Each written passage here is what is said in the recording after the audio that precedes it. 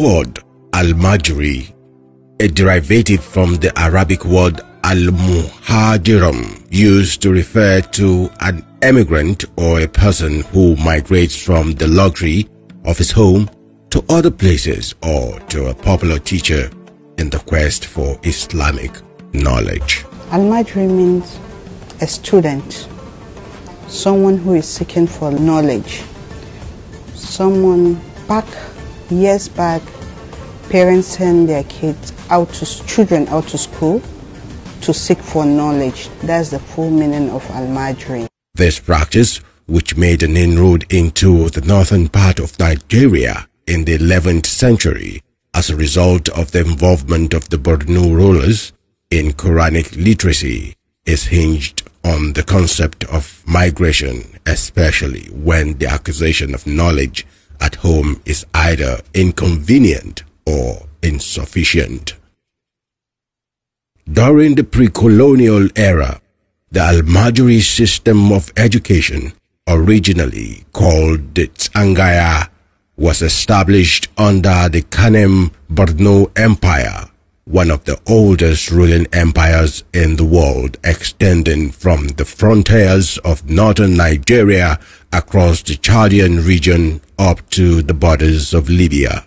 An organized and comprehensive system of education for learning Islamic principles, values, jurisprudence, and theology, you would agree. However, became distorted and bastardized when the British refused to recognize the Almajiri education system and deliberately abolish its state funding, arguing that they were mere religious schools. With the loss of support from the then British government and the helpless emirs, the Almajiri system thus collapsed, leaving the responsibility of the Almajiris to the local scholars who deemed it a moral and religious duty to educate these peoples for the sake of Allah. Nowadays, when you say Almajiri, you refer to something else. When you say Almajiri, people see beggars or handicaps or homeless person or somebody that is facing hunger. That is what people see, or someone that is living in poverty. This is what people see as Almajiri, but that's not the real meaning of Almajiri.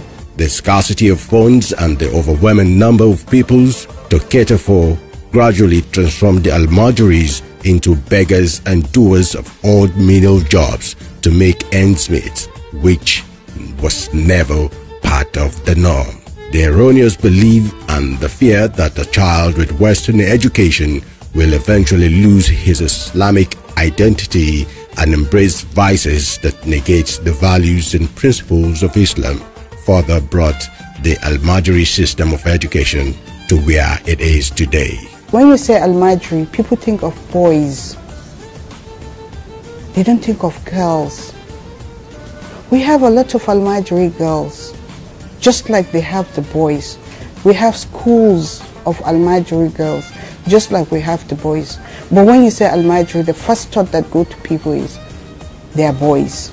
They are not boys alone. It might be poverty, it might not be poverty. I don't know. But it's really epidemic.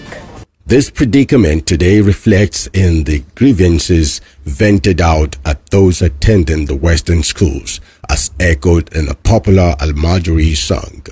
An makaranta bokoko ba karatu ba sallah sai yau zagin mala. An makaranta bokoko ba karatu ba sallah sai yau zagin mala. Meaning, all students of Western education, you do not learn the Quran and you do not pray except to be mocking the Malam.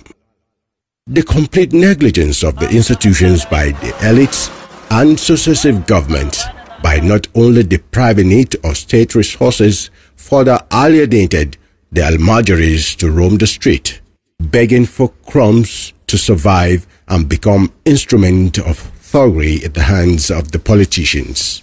We have a structure here in Kebbi whereby we encourage girls that have dropped out from school to go for extra lesson so that they will be able to go back to school to sit for WAEC, NECO, GCE, so that they will continue their schools. Married women, young girls, some of them, they want to go to school, but they cannot afford to pay for the WAEC and stuff, so we also help them. We focus on girls a lot because here we have a lot of girls that have dropped out of school, and we have a lot of children that are out of school that we are helping to see through school. We start with Almajiri, but we end up with different kind of people.